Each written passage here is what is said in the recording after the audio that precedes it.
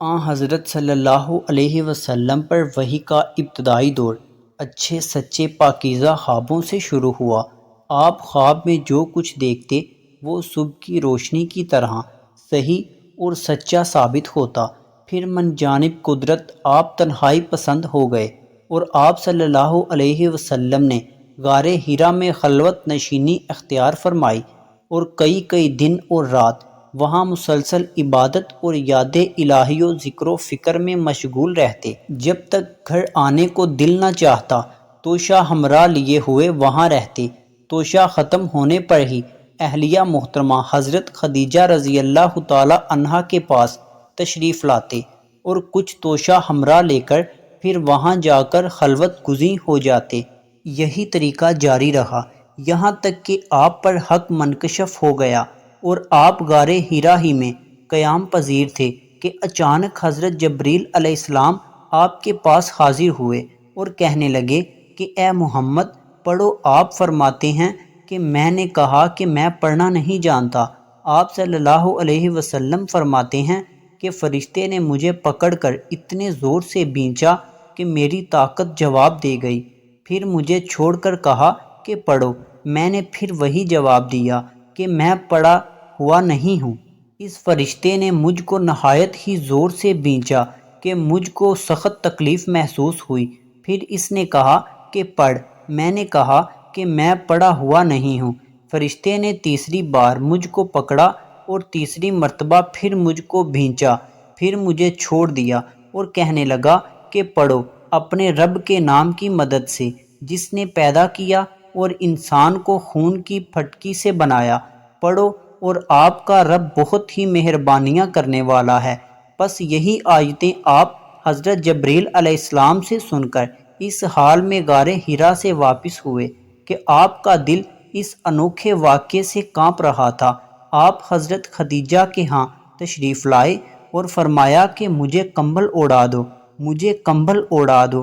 لوگوں نے آپ کو کمبل اوڑھا دیا۔ جب آپ کا ڈر جاتا رہا تو آپ نے اپنی زوجہ محترمہ حضرت خدیجہ رضی اللہ تعالی عنہا کو تفصیل کے ساتھ یہ واقعہ سنایا اور فرمانے لگے کہ مجھ کو اب اپنی جان کا خوف ہو گیا ہے۔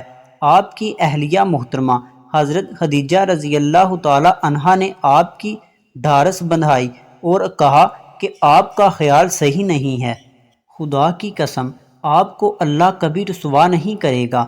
آپ تو اخلاق فاضلہ کے مالک ہیں، آپ تو کنبہ پرور ہیں، بے کسوں کا بوجھ اپنے سر پر رکھ لیتے ہیں، مفلسوں کے لیے آپ کماتے ہیں، مہمان نوازی میں آپ بے مثال ہیں اور مشکل وقت میں آپ امر حق کا ساتھ دیتے ہیں۔ ایسے اوصاف حسنہ والا انسان یوں بے وقت ذلت و خواری کی موت نہیں پا سکتا۔ پھر مزید تسلی کے لیے حضرت خدیجہ رضی اللہ تعالی عنہا آپ صلی اللہ علیہ وسلم کو ورقہ بن نوفل کے پاس لے گئیں جو ان کے چچا زاد بھائی تھے اور زمانہ جاہلیت میں نصرانی مذہب اختیار کر چکے تھے اور عبرانی زبان کے کاتب تھے، چنانچہ انجیل کو بھی حسب منشائے خداوندی عبرانی زبان میں لکھا کرتے تھے۔ انجیل سریانی زبان میں نازل ہوئی تھی، پھر اس کا ترجمہ عبرانی زبان میں ہوا۔ ورقہ اسی کو لکھتے تھے۔ وہ بہت بوڑھے ہو گئے تھے، یہاں تک کہ ان کی بینائی بھی رخصت ہو چکی تھی۔ حضرت خدیجہ رضی اللہ تعالی عنہا نے ان کے سامنے آپ کے حالات بیان کیے اور کہا کہ اے چچا زاد بھائی، اپنے بھتیجے محمد صلی اللہ علیہ وسلم کی زبانی ذرا ان کی کیفیت سن لیجئے۔ وہ بولے کہ بھتیجے آپ نے جو کچھ دیکھا ہے اس کی تفصیل سناؤ۔ چنانچہ آپ صلی اللہ علیہ وسلم نے از اول تا آخر پورا واقعہ سنایا، جسے سن کر ورقہ بے اختیار ہو کر بول اٹھے کہ یہ تو وہی ناموس معزز رازدان فرشتہ ہے جسے اللہ نے حضرت موسیٰ علیہ السلام پر وحی دے کر بھیجا تھا۔ کاش میں آپ کے اس عہد نبوت کے شروع ہونے پر جوان عمر ہوتا، کاش میں اس وقت تک زندہ رہتا جب کہ آپ کی قوم آپ کو اس شہر سے نکال دے گی۔ رسول کریم صلی اللہ علیہ وسلم نے یہ سن کر تعجب سے پوچھا کہ کیا وہ لوگ مجھ کو نکال دیں گے، حالانکہ میں تو ان میں صادق و امین و مقبول ہوں؟